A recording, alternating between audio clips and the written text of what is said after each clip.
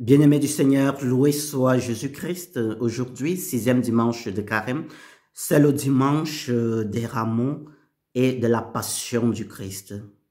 Rendu à ce niveau de notre cheminement de Carême, notre combat spirituel en préparation aux festivités de Pâques, de la résurrection, il est important pour nous, je crois, de rapidement jeter un coup d'œil sur les moments qui nous ont conduits jusqu'à ce dimanche. Nous commençons donc avec le premier dimanche où nous célébrons les tentations de Jésus au désert.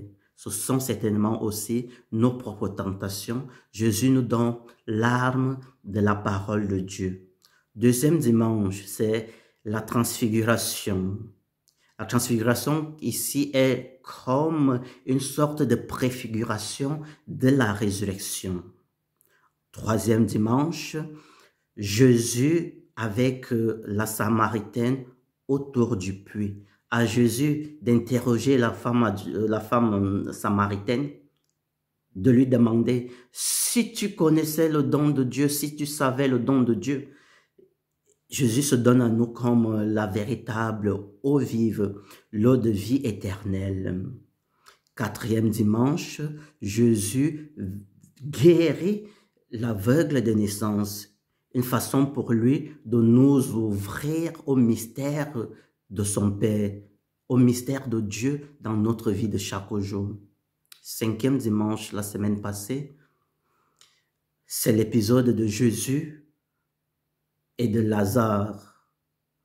On parle donc de la résurrection de Lazare, qui est une manifestation de la puissance de Dieu face à la mort. Face à la mort, Dieu reste le vainqueur.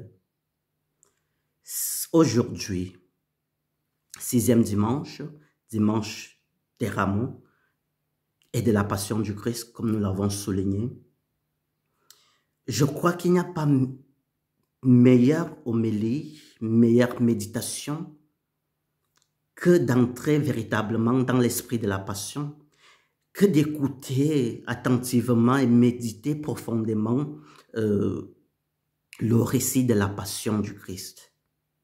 La passion du Christ, l'histoire du Christ, c'est aussi notre passion. La souffrance, les douleurs, les trahisons, les échecs, entre guillemets, s'il faut dire, l'échec du Christ, ce sont aussi nos douleurs, nos trahisons, nos souffrances.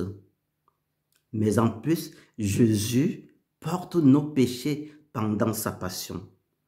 Il est important de nous approprier le texte de la passion du Christ et de le méditer en profondeur durant toute cette semaine pour pouvoir vivre ce mystère de la vie, passion, mort et résurrection de notre Seigneur Jésus-Christ que nous célébrons dans une semaine.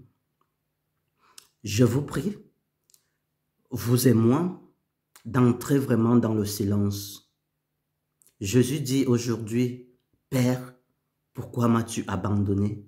Parfois, nous nous sentons abandonnés, nous nous sentons éloignés, chassés de Dieu, oubliés de Dieu. Mais non, c'est le mystère de Dieu.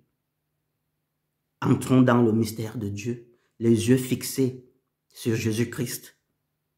Accompagnons le Christ dans sa passion et donnons-lui la possibilité d'avoir le dernier mot sur nos vies. Que le Seigneur vous bénisse et vous donne de vivre pleinement cette semaine sainte en méditant chaque jour la passion, le récit de la passion du Christ. Bonne semaine sainte à tous et à chacun.